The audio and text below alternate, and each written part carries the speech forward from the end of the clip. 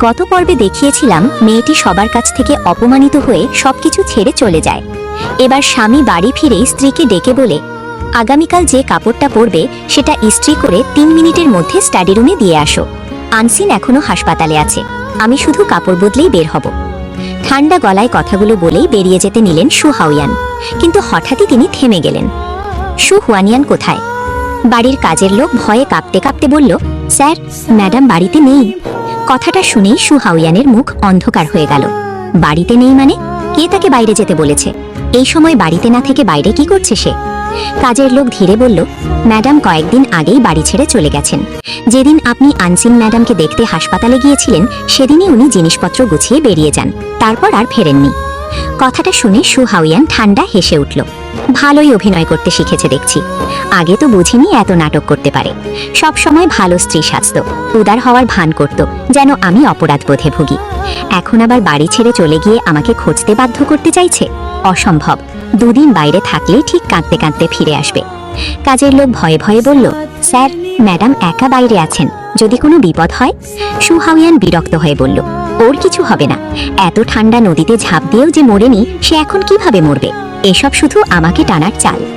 তারপর কঠিন গলায় আদেশ দিল, কেউ তাকে খুঁজতে যাবে না। ফিরে এলে দরজার বাইরে দাঁড় করিয়ে রাখবে, বুঝেছ? ঠিক তখনই টেবিলের উপর রাখা একটা কাগজে তার চোখ পড়ল। Divorce agreement. অবাক হয়ে কাগজটা হাতে নিল সে। আমি এটা কবে সাইন করলাম? অনেকক্ষণ তাকিয়ে থাকার পর হঠাৎ তার মনে পড়ল, সেদিন তাড়াহুড়োর মধ্যে কিছু না দেখেই কাগজে সাইন করেছিল। দাঁত চেপে সে বলল, চতুর মেয়ে, আমাকে না জানিয়ে ডিভোর্স পেপারে সাইন করিয়ে নিয়েছে।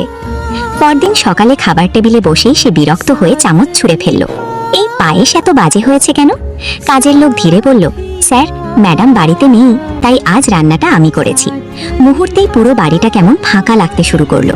এতদিন সে বুঝতেই পারেনি প্রতিদিনের সব ছোট ছোট কাজ নীরবে সামলে রাখত শু হুয়ানিয়ান। এদিকে সবাই ভেবেছিল শু হুয়ানিয়ান শুধু রাগ করে বাড়ি ছেড়েছে, কারণ পেই পরিবারের মতো বড় পরিবারে বিয়ে করা ছিল অনেকের কাছেই স্বপ্নের মতো। কিন্তু এবার সত্যিই সে চলে গেছে। শু হাওয়ানের বোন হাসতে হাসতে বলল, ভাইয়া, ওই বিরক্তিকর মেয়েটা অবশেষে চলে গেছে। এখন তো আনসিন আপুর সঙ্গে তোমার কোনো বাধাই নেই। কিন্তু আশ্চর্যজনকভাবে শু হাওয়ানের মুখে কোনো আনন্দ ছিল না, বরং সে গম্ভীর হয়ে জিজ্ঞেস করল, তুমি কিভাবে জানলেও চলে গেছে?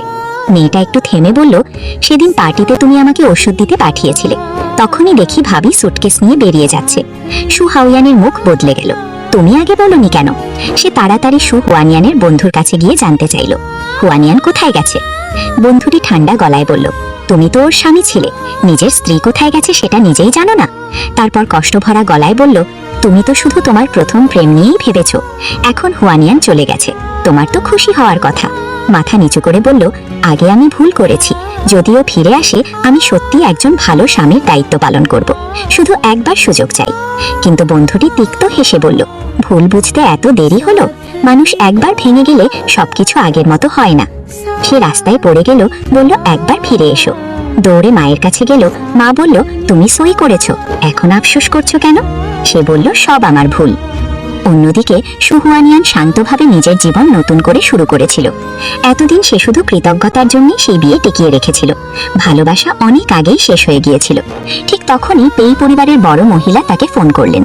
হুয়ানিয়ান, অবশেষে তোমার সঙ্গে যোগাযোগ করতে পারলাম, তোমার সঙ্গে জরুরি কথা আছে। হুয়ানিয়ানকে তার শাশুড়ি কেন ফোন করেছিল? তাহলে কি তাকে ফিরে যেতে বলবে? সে কি ফিরে যাবে? বাকি অংশ দেখতে চাইলে পার্ট 3 লিখে কমেন্ট করো।